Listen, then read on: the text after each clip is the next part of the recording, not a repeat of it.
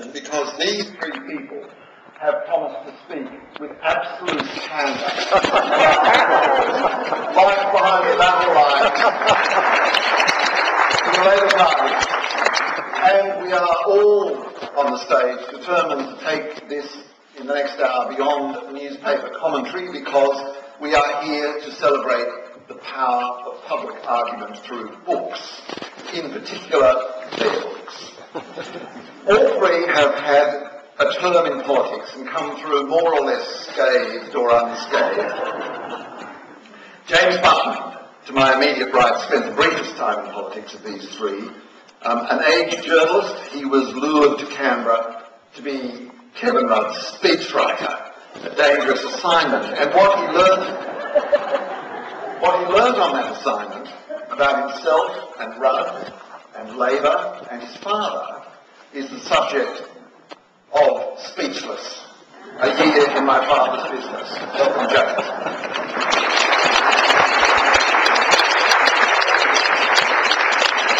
Maxine McKew spent a little longer with a great deal more publicity, spending a term in the House of Representatives after a stellar career at the ABC and then making history by knocking off the sitting Prime Minister to become the member for Bennelong.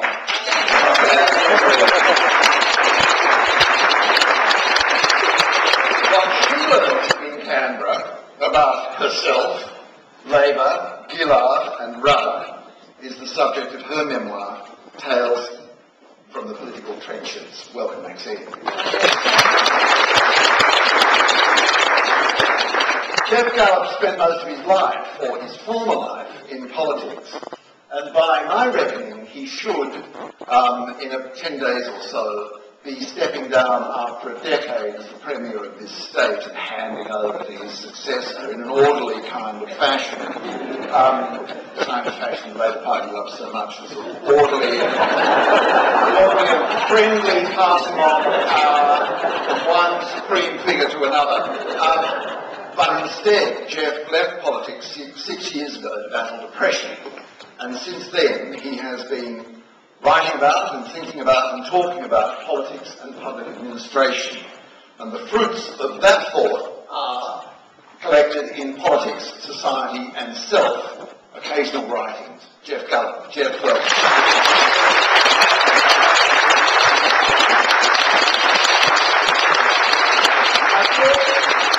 I thought to begin by clearing the air a bit with a quick round of yes-no questions. There are 3 or 4 of them, and everybody is expecting them. They've had time to think about the answers, and it is yes or no with, if necessary, but only if absolutely necessary, don't know. But no qualifications. No qualifications, whatever. We'll get to the qualifications in discussion.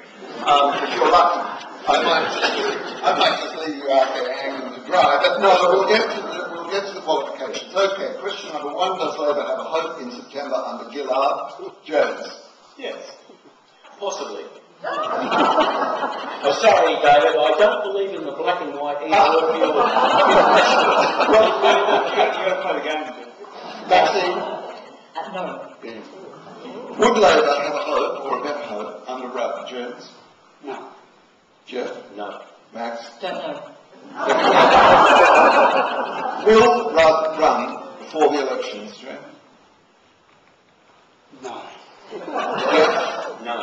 Max? Well, can you explain the question? Will Rudd run? What do you mean? Will Rudd make an attempt to regain the leadership, successful or unsuccessful, before the elections? Do you need these things spelled out? Oh, yeah, I do. Will Rudd make a run? No. That's not to say we won't have a change of leadership. And Rudd will not be in for a repeat of what happened last February. That is absolutely clear. Okay. That is not to say there won't be a change of leadership, but he will not be making a run. It won't happen like that. That's not his strategy. There is no strategy. For those 1 or 2 members of the general public out there who speak English, Maxine is making a distinction between a run and a draft. Is that right? No, I'm not even making that distinction. Oh, right. Okay. Right. The only circumstance, I'm allowed to now. Very briefly. Okay, very briefly. Parenthesis. The only circumstances where I can see a change in leadership is if 99% of the caucus go down on bended knee and decide that there is absolutely no hope under the Prime Minister of leading Labor to anything like a victory or a respectable loss, and say, we got it wrong, you must come back. Now, that is a very, very different and dramatically different scenario than what happened last February. But it's not a run. But It's not a run. But it's not a draft. It's not a draft. It's we're begging you, come back and do this and save us from an inevitable disaster. That's very different. Now, on this question, I'm going to allow more discourse.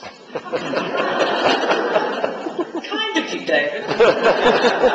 It's my forgiving nature. Can Rudd actually do it, James? Is he actually capable of being an effective Prime Minister? You worked with him, you saw him, and what's more, when you were working in the part of the Prime Minister's department, you saw the impact of the man's character on the public, on public administration. Can he do it? No, I don't think he can. I think that I don't think Kevin Rudd is a good Prime Minister. I think that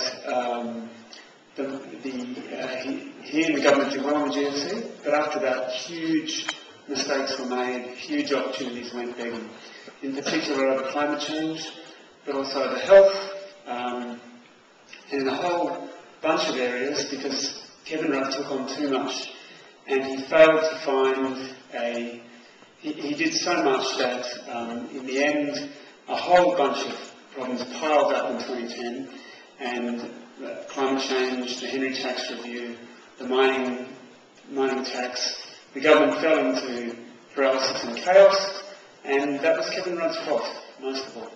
And I don't think that anything has changed. There is no sign in his public behaviour that is reflected on that time.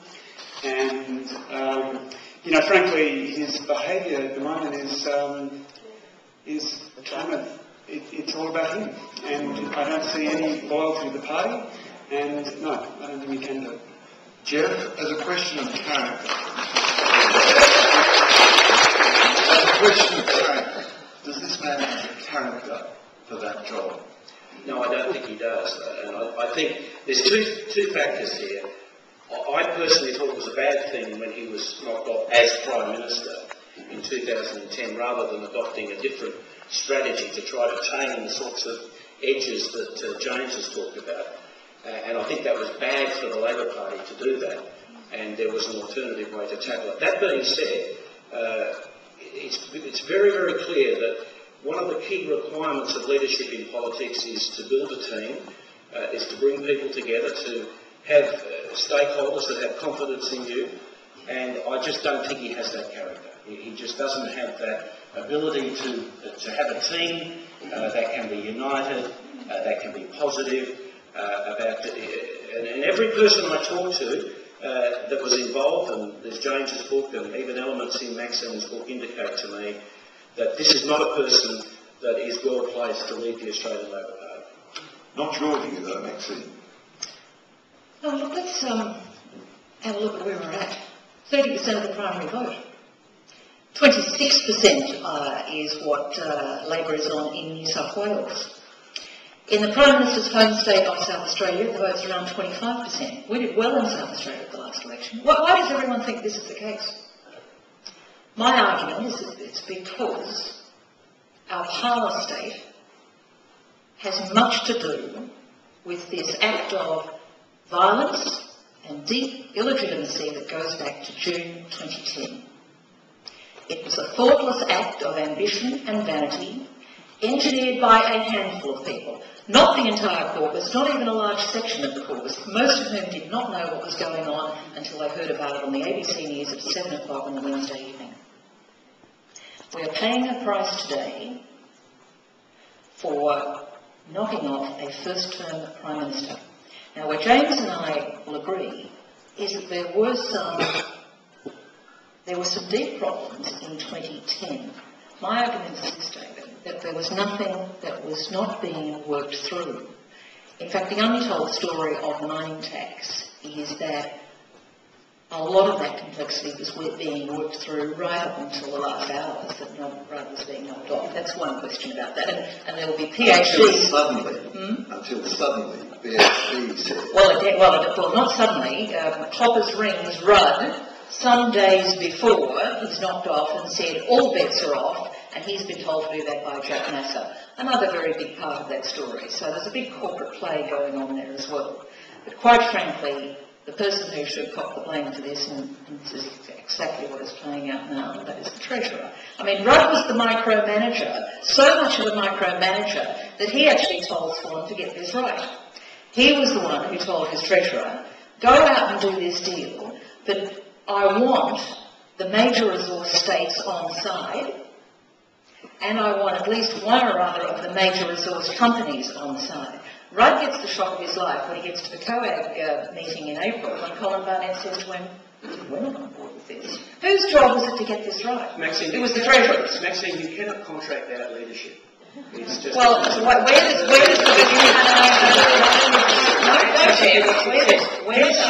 Labor Party meditated that it replaced Rudd. The Labor Party started to fail when Kevin Rudd showed a decisive failure of leadership in not taking up climate change and taking it to a double dissolution election. That was his decision. And I know you will tell me now that others advised him to do it. Well, they did, and they shouldn't have, but he shouldn't have taken on that. That was the beginning of the end in terms of Labor's majority position. Where I agree with you is that was a critical... A failure of leadership, complete failure of leadership. As I've gone, spent some time in the book talking about again, Rudd was at the very least entitled to the support of his deputy. Okay. There's a job that the deputy has to do, and it's called support the leader. Watch the leader's back. Well, right from the beginning of 2010, Julia Gillard is backing away from support of an emissions trading scheme. And all of that feeds through to a subsequent repositioning by the PM on that position. Can I just make some comments about Kevin Rudd? In a way, the last 5 years of Australian politics has been an attempt, I think, one story about this, to kind of grapple with the personality of Kevin Rudd.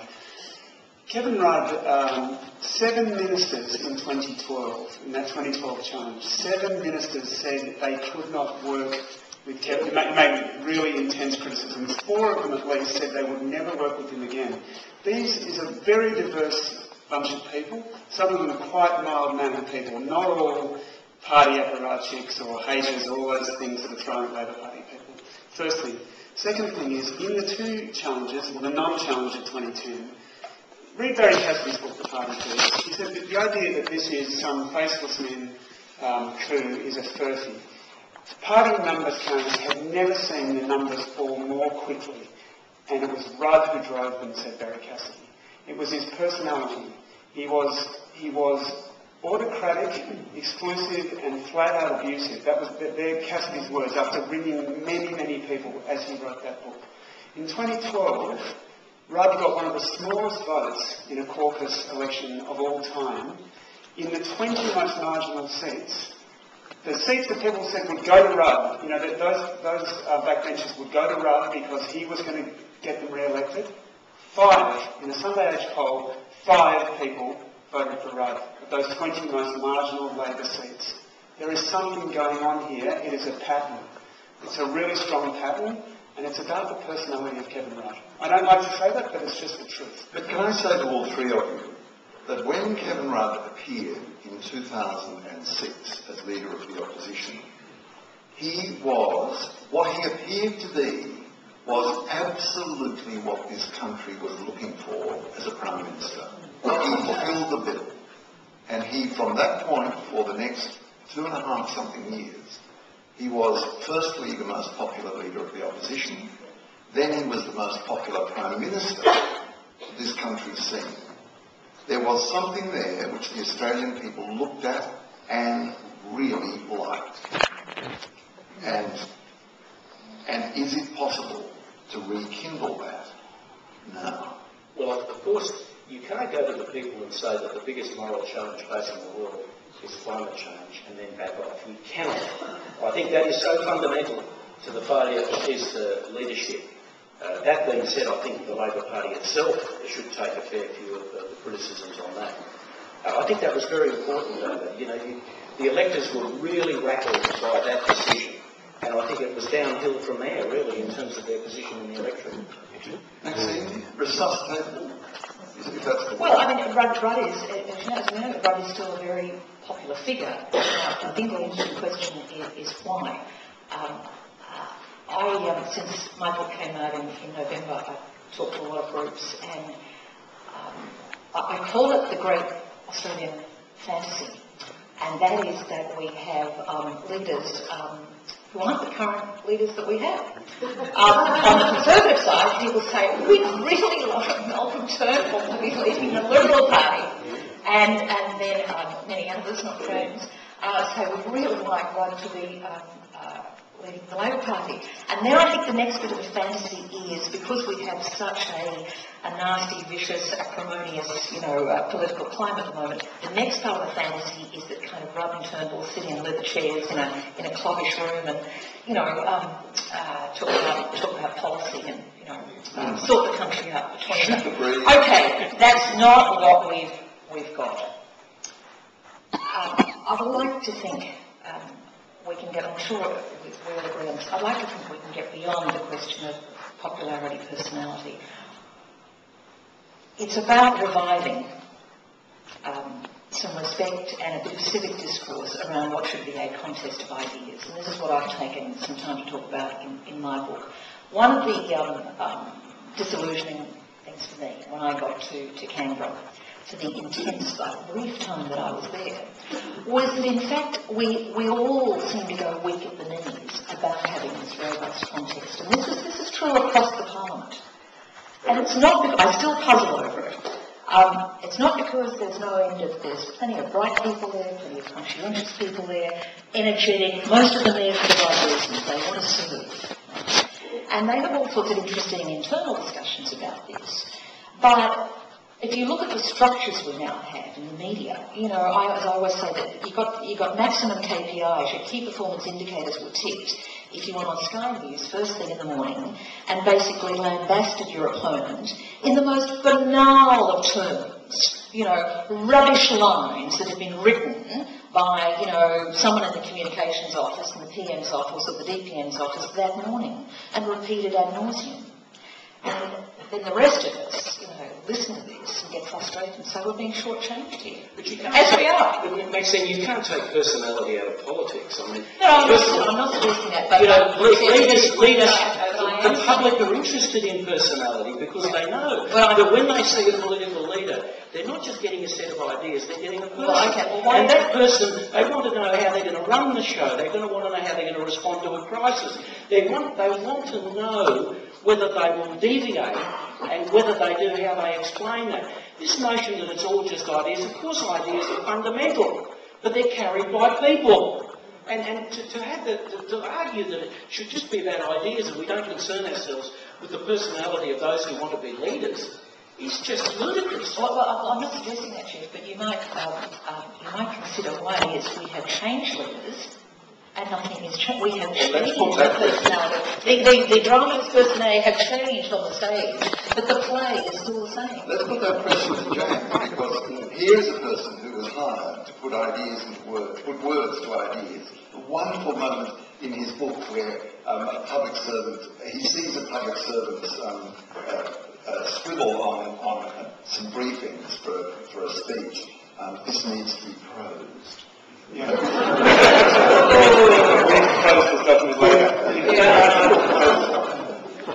The contest of ideas. What did it look like from your point of view inside that machine? Were ideas contested or were ideas coming down from the top rigidly? Ideas always come down from the top, don't they? I think it's come down anyway. That's why we elect our leaders. We hope they've got the right ideas. I think Labor did have the right ideas. It was just the execution that was... Labor had a serious plan for addressing climate change.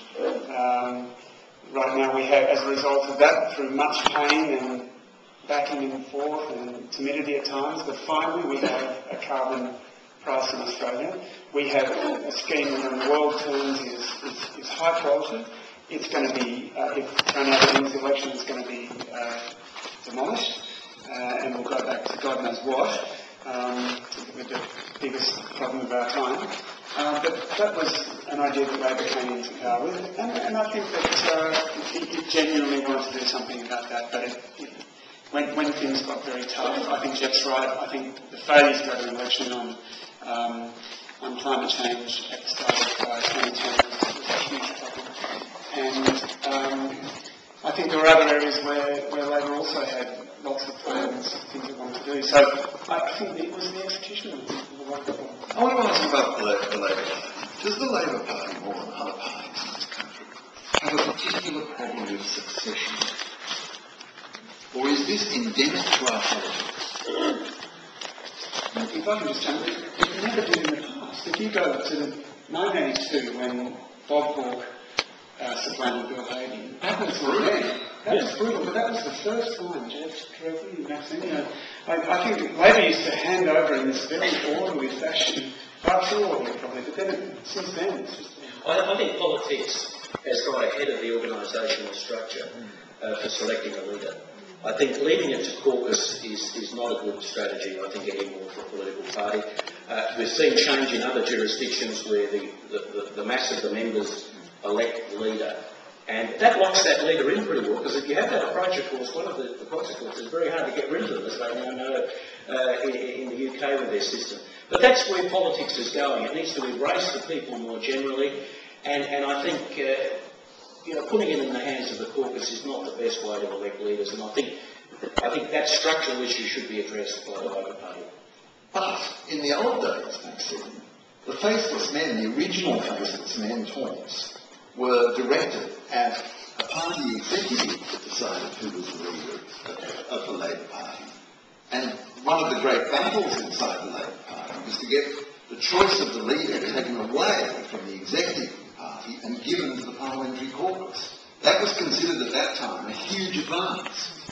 Now something is being suggested which goes at least halfway back again. Well, in fact, people like Chris Bowen are indeed suggesting that you would have, I think, 50% of a say by party members for the leader. Certainly in New South Wales, what's being suggested by people like John Faulkner and others, people like Luke Foley, is that for any appointments to the upper house or appointments to the Senate, that should be thrown open entirely to large members. Not surprising, given the shocking revelations coming out of ICAP, where it's been a grace and favour show as to who goes into the upper house in New South Wales. That one suggestion in the midst of this crisis is that, now of course there is merit in that. That's only the first of many things. But I don't know that there's anything unique about problems of succession to the Labor Party. I mean, if you think back to the mess of the constant warring between Howard Peacock and all the rest of it, there was nothing orderly about that. But that's in opposition. And that's important. That's true. But don't you think one of the lessons I think that we can now learn from the American system, which I never really focused on much in my political life, but the selection process for their presidential candidates really sorts them out. I mean, debate after debate, focused on personality and politics, and when they get there, they're really tuned up, as we saw with the first debate when the master himself, Obama, was defeated by Romney in that first debate, because Romney was so full of accountability, if I can use that term, and so tuned up to the job that he had that he performed very well. And Obama had been sitting in the Oval Office, and then fortunately came. So we don't have good succession planning. People who join the Labor Party and stand for election aren't tested anymore about their views and their beliefs, and when they get in there, sometimes they're shown to be very deficient. If you go for a job anywhere these days, at least you have a proper interview But there's not many of those that go on. This is the sense in which I think succession planning has failed. We get a new system for not only selecting the leaders and having real accountability, and some of those heaven-run issues might very well have been sorted out in such a process. I agree with both Maxine and Geoff in that things are desperate for the Labor Party now, desperate. And if people who are in the party or contemplating joining the party are not given some involvement in those key decisions about who runs for seats, even up to the leadership, as you say, in the UK or in the US, they won't join. Why would you do it? Why would you do it? Well, just on that point, David, I mean, just in the last round, I don't know why on earth this was said, but the Prime Minister felt the need to stand up at the AWU conference last week on the Gold Coast and say, I do not lead a party that is called the Progressive Party. I do not lead a party that is the moderate party. Well, what I saw that, I didn't hear that, but I saw that reprinted. Also, I do not lead the party as the Social Democrat. That's right, and the first thing I thought was, no wonder the progressives are not voting for us. No wonder the moderates are not voting, let alone anyone who defines themselves as a Social Democrat. What does that leave us? Are we the party of the AWU? Because that is what it looks like. That is what it looks like. Which brings me to my question. Why has the party done nothing at all to implement any of the recommendations of the Braggs-Carr-Faulkner report? Well, not only that, David, not only that, the full report has not even been released. The National Executive is sitting on the full report. As a member of the party, now the Victorian branch, doing a little bit better there, I still don't know what's in the full report authored by Faulkner, Carr and Braggs. But listen, I'll just say, Faulkner now, since 2010, when that came out at the beginning of 2011, Faulkner's gone way beyond that. That was a very, very mild document. Certainly the one that was published. A very anodyne document, you could even say. This is the party's analysis of what went wrong in 2010. That's right. And suggestions on terms of party structure. Very, very mild. Faulkner's now gone way beyond that. Way beyond that. And in fact, I would argue it's got quite a radical blueprint out there for change. But what is lacking, as we know, if we think back, you talked about the days of the faceless man in Whitlam. Whitlam led the charge, and Whitlam had some very significant people there with him when he took on Victoria. He had Clyde Cameron and others working with him. Exactly. So, and of course, that was the beginning of breaking that incredible sort of losing mentality in Victoria, and breaking, I think it was something like, a 50 union stronghold on the party at the time. I think, remember though, that Geoff Whitlam was very much a reformer for the Labor Party, but he certainly believed in the trade union movement as a very important part of the Labor Party. We should remember that. I'm a great Geoff Whitlam supporter in that sense. Australia is suffering from three major leadership failures. The first one I mentioned, and that was Kevin Rudd not going to election in 2010. The second one was Bob Brown opposing the emissions trading system, a disastrous decision for Australian politics, which transformed the debate. The third disastrous leadership or non-decision was Julia Gillard not going to the Labor Party conference with a reform agenda. And those of us who are, whatever we call ourselves, Maxine, I don't care whether it's progressive, social democratic, Labor, whatever, have been let down by those three decisions. They are leadership decisions. They could have easily been made the other way. Bob Brown could have voted for ETS. Kevin Rudd could have gone for an election. Julia Gillard could have taken up reform of the Labor Party.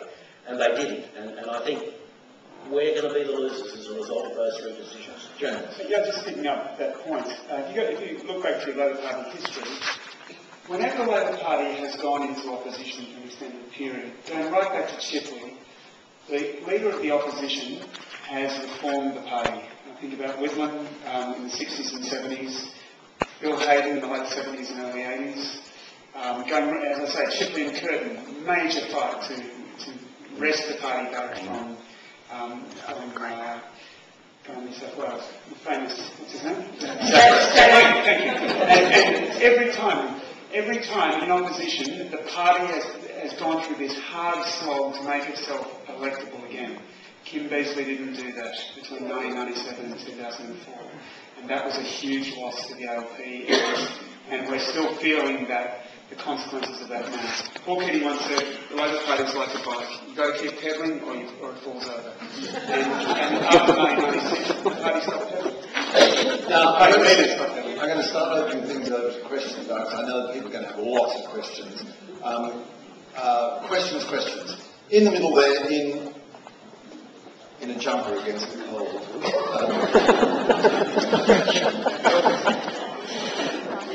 And can I say, you've all heard this from people in my position a million times before, but I really mean it.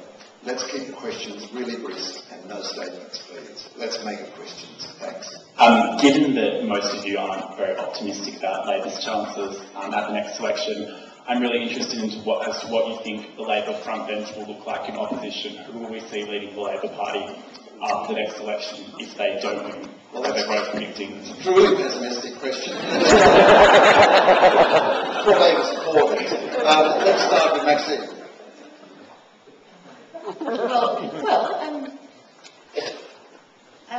Probably no one whose names you would even know, because our safest seats, would be those seats on a 20% plus margin?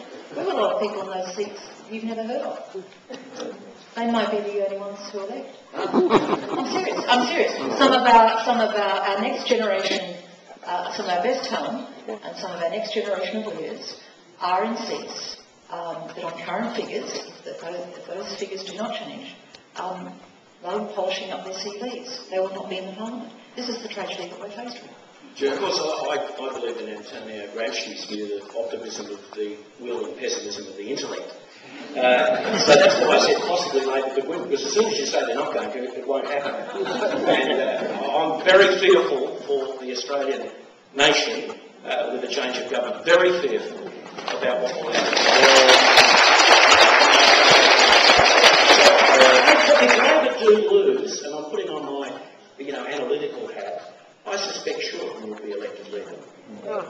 Not brother. Well, certainly won't be right, but you're asking me to be analytical. I'm not saying yes, no, or whatever. I suspect he would be the leader.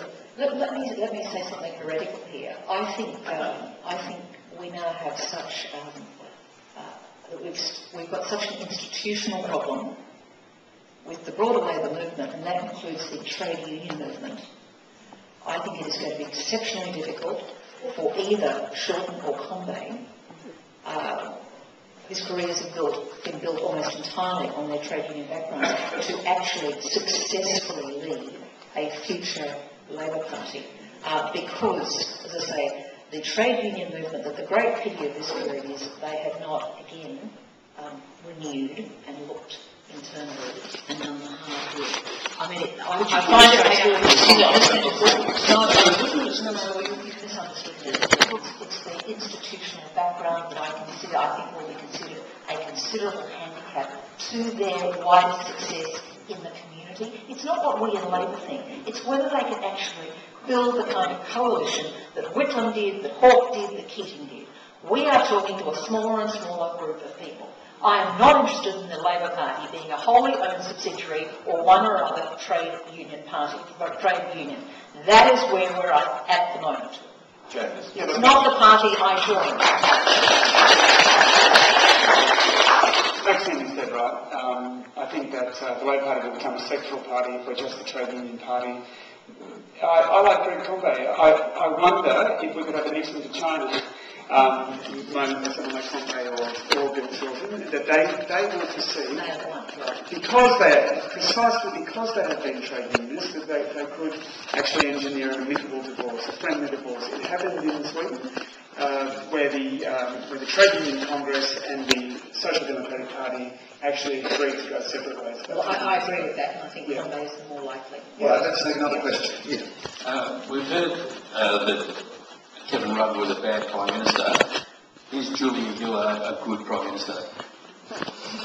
Now that's a very interesting question. Chair, let's start with you. I think let's put it in different phases. I mean, the first challenge of the Gillard Prime Minister was the election, and I think they didn't perform well. I think it was one of the worst elections we've ever had in Australian politics.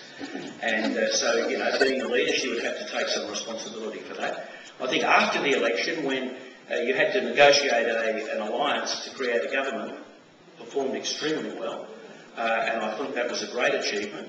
I think, despite the political cost to her, she did the right thing in embracing the carbon price, and it was a cost to her because the then government said they wouldn't do it, and that's been a cost to it.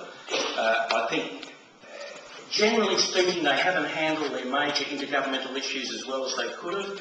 I think they've certainly the budget, you know, their obsession with the surplus, I don't think was an effective strategy. So there's lots of criticisms I would have, but what comes out at the other end, I think, is a very, very re-electable government. You know, we've got the carbon price, we've got the mining tax for all its deficiencies, we've got a health and education reform agenda that need to be carried through in the country, the Gonski reforms, we've got the national disability, we've got an attack on middle class welfare, we've got an attack on middle class welfare to redistribute to working people, we've reformed the industrial relations system to give unions workers rights. And look, Maxine, the language you use vis-à-vis trade unions is such that you will never convince them to support reform. I mean, the notion that we can't have trade unions in our society is ludicrous. Now, I think we should have one vote, one value in the Labor Party, and unions should have the members in there according to the numbers they have in the union. But unions, remember, played a significant role in Kevin Rudd's election. The campaign against work choices was run by the trade unions, and they ran it on the basis of rights of workers. And you know, I think the language you use and the mentality you have will not produce Labor Party reform. It will produce division in our ranks and defeat of the government.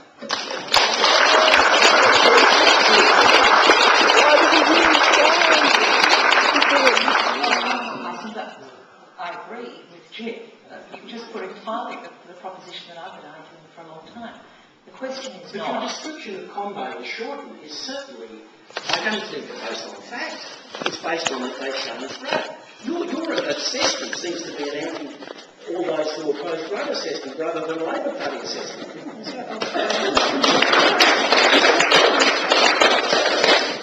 I'm getting a little frustrated with misrepresenting you, Geoff. What I said about Conway and Shorten, and I both have considerable chance, is that I think unless there is substantial change, they will struggle because of the institutional backgrounds to establish legitimacy as leaders of a broad-based Labor movement. Okay, both sides. But just correct is what you must get to, and there's not a shred of support for this proposition, but it's obvious trade union influence in the Labor Party should be in direct proportion to their representation in the community. Now, at the moment that's at about 16%, but they have over 50% control. I'd like to apologise to the questioner. The questioner asked about whether or not Julia Gillard was doing a good job. Whether or not Conway and Shorten. But I'm placing enormous confidence in James. Is she doing a good job? There have been things I've been very disappointed about. I think her stand on gay marriage I just don't get it at all. I don't think she believes it herself, and I just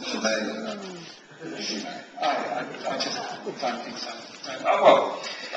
I've been disappointed in, I think we can do better as a society on asylum seekers. Sure. I certainly can.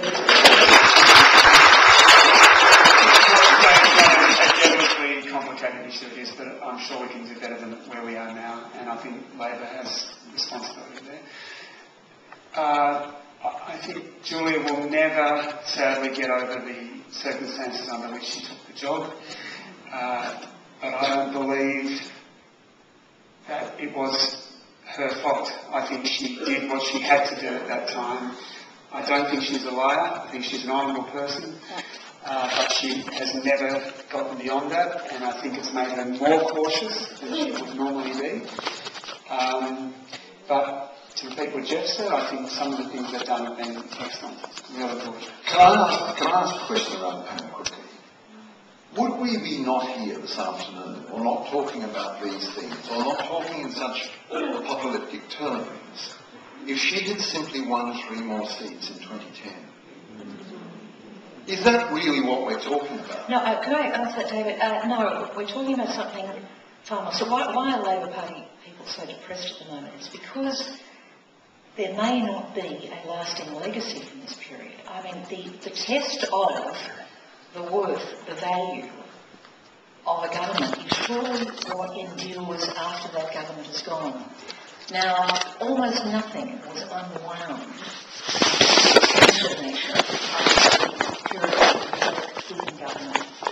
most of those substantial, hard-fought, hard-argued reforms were continued by John Howard. So much of what has been done over the last 5 years will be unwound by Abbott. Now, we can demonise Abbott till the cows come home, but I would argue to this audience that is in part because we have not put the case. And I'll talk about something dear to my heart, and that is the education reforms. Now, whether it's Gonski or another aspect of what we've done, we haven't gone out to the community and said why this is important. We just don't argue the case. I mean, we did this exercise before like 6 years ago. Most people can't explain the core of what the Gonski reforms are about.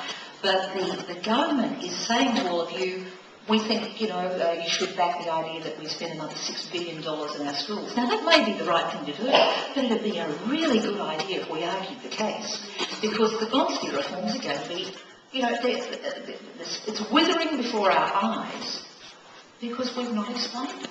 Geoff, my question, do you reckon we would be in a different place talking about different things if she had simply won for herself, if she had simply been elected by the people of Australia, regardless of the bloodbath that got her to the leadership, if she'd gone to an election, if the people of Australia had given her a majority, and would we be thinking, would the country be in a different political spot, would we be in a different spot? Actually, I think we would have been in quite a different position because the minority government status has certainly not appealed to the electorate.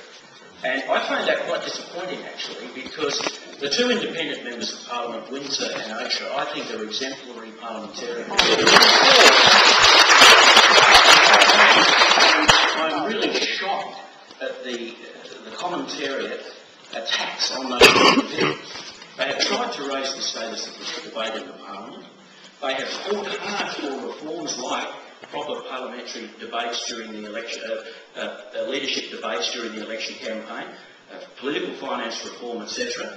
And, I think it's a great shame that when we finally did get to a situation where the 2 major parties didn't have it all their own way in the lower house, that there's been a condemnation of this. So I don't know how it would have gone, but it would have been quite different. I think you're dead right. There are various scenarios that you could plot that might have happened. One of them might have been a very conservative Labor government, just sort of hanging in there and focusing on economics. And no carbon tax. And no carbon price. No carbon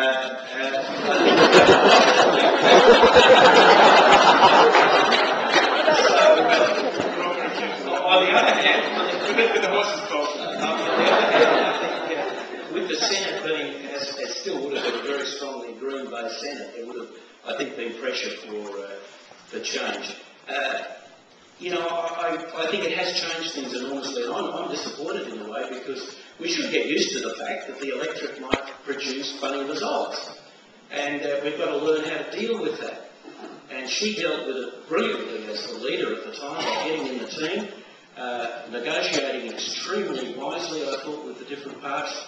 And yet, there's been a lot of condemnation of minority government, and I think that's disappointing. James? Picking up Maxine's point, which is an interesting point about Gonski and the problems in our schools. You're right, Maxine. Why has the Labor government not been able to tell a compelling story about that? And not just about Gonski, but in a whole range of areas. They couldn't even tell a compelling story about the brilliant work they did on the GFC. And this is it, really, politics is about telling stories. It's about exciting and persuading the people with the ideas about the things you want to do. A good speech writer. I'm not saying that at all. there's something bigger in this inability to tell a story, and I think it goes to the Labor Party's lack of confidence in who it is that it speaks for now. And in the ALP, really there are two major groups. I'd be interested to hear what the other panellists think about this.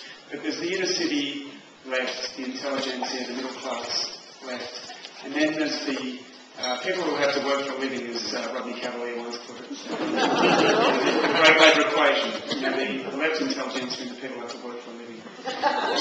Difficult to think for the ALP, the absolutely agonising thing for Labour now is that these two groups, which form its core support, not only have different aspirations and priorities, but often those aspirations and priorities are at loggerheads with each other. And the Labor Party cannot appeal, in its current state, it cannot appeal to them both. And so it doesn't know who it's speaking for. Well, I would argue, James, in 2006, and just to come back to David's earlier point, in 2006, Rudd prevailed, 2007, Rudd prevailed over Howard because he was able to precisely do that. He built the broad coalition. He was as appealing to, blue-collar workers, who are increasingly, self-sufficient, self-employed people in the outer suburbs of our metro cities. He was appealing to, if you like, religious conservatives and to the progressives. That was all right.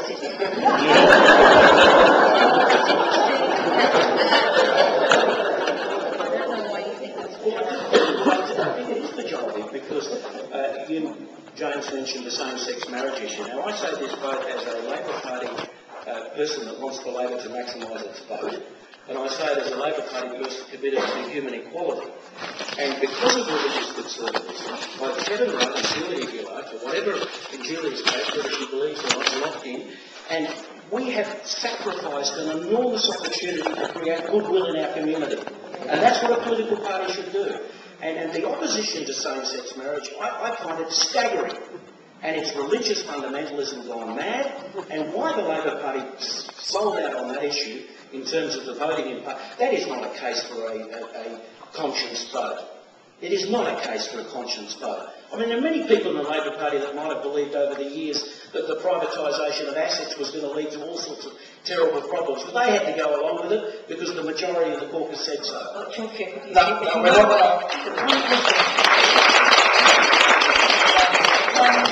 Resistance to gay marriage has nothing to do with her views vis-à-vis religious fundamentalism. She's an activist. It's got a lot to do with the influence of religious fundamentalists on Australian politics. While I think we've got a very fruitful debate here, at the moment I think popular support for gay marriage is running at over 65%, but the Labor Party is not going to grasp a popular issue like that.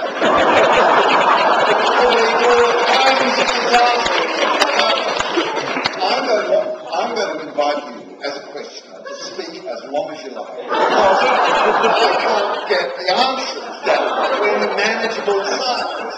So off you go. Well, I had a lot of respect for Geoff as a Premier. I thought he was a fantastic Premier, but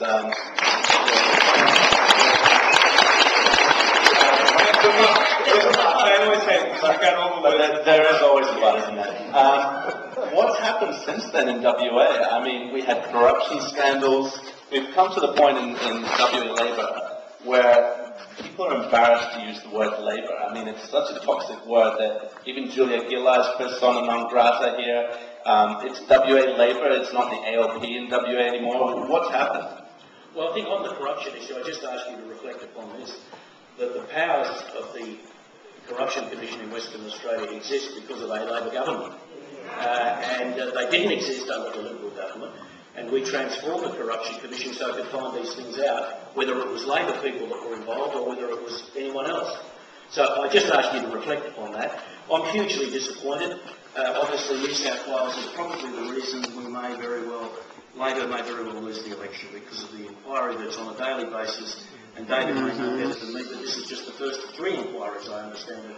They'll be rolling along, yes. It's the coal opera of New South Wales. New South Wales, it's very easy to understand Australia, really. The right-hand side is coal, the left-hand side is iron, and the middle is sand. Understand that. Really, we've got politics in this place done.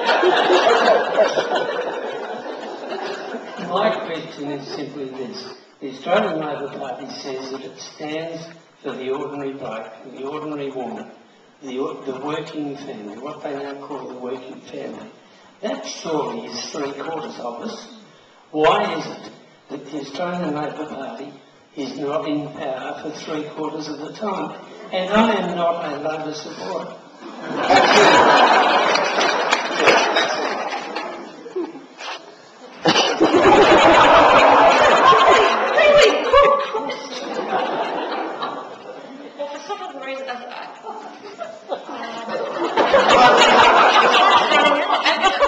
It certainly is.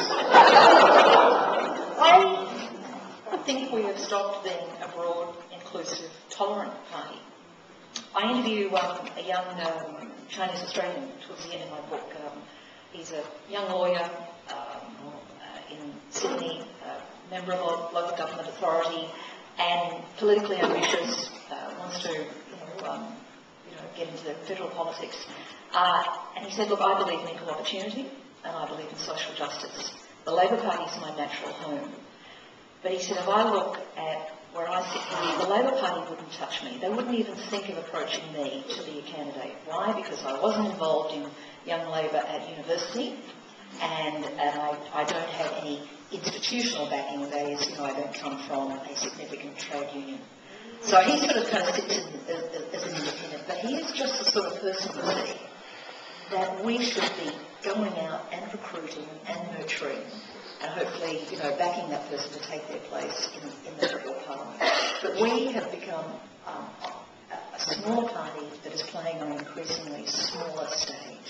James, and be aware, this is the last answers you're going to give this afternoon, James. So, yes, the Labor Party's got to open itself more up. That's so obvious.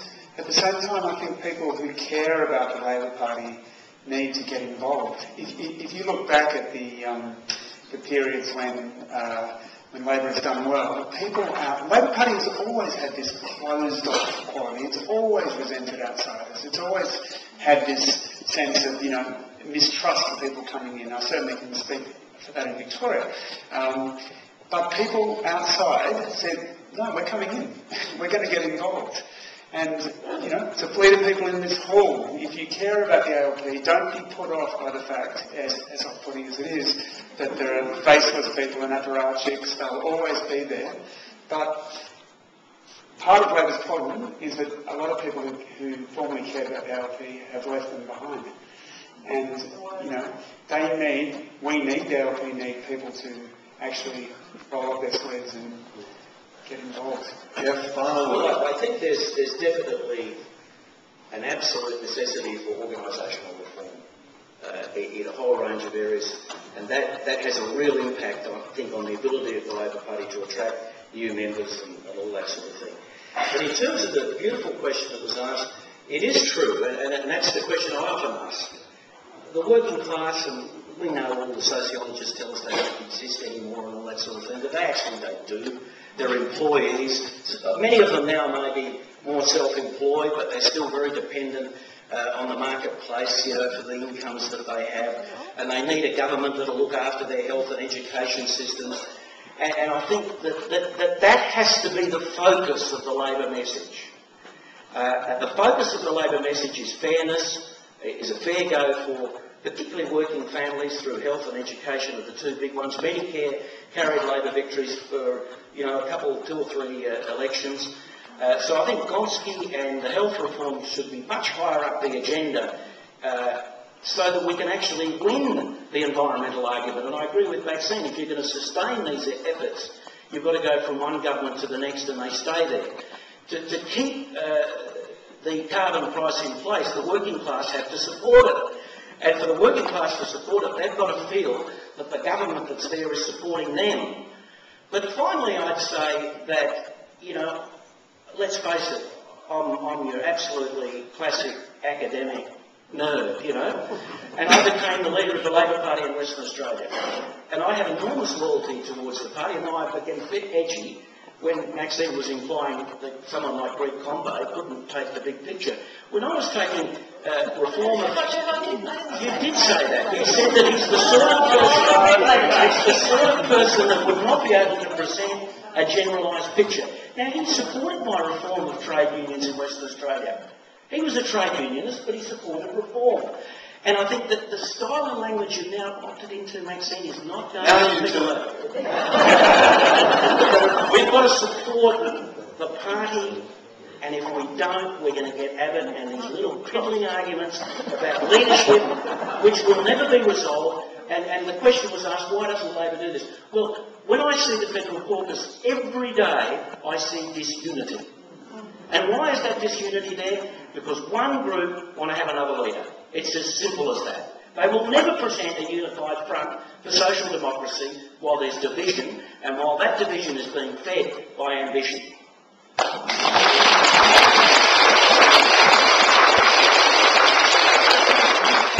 Before I thank our speakers this afternoon, could I once again emphasise that I'm a journalist here? Sincerely. I know that you will all feel, as I do, how unsatisfactory the last hour has been. The only way of satisfactorily understanding the positions of these three brilliant writers is to purchase a gift pack of all three books. Speechless, hold it for a second, so Politics, and then for Maxine, Tales from.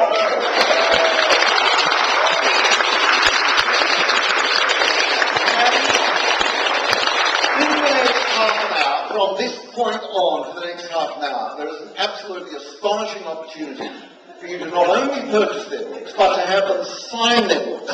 And there is a special deal to say this afternoon, ladies and gentlemen. Each of them will sign each other's books as well. If you buy the gift pack free, you'll get 3 signatures in each book. And with that, I would like to thank them very much for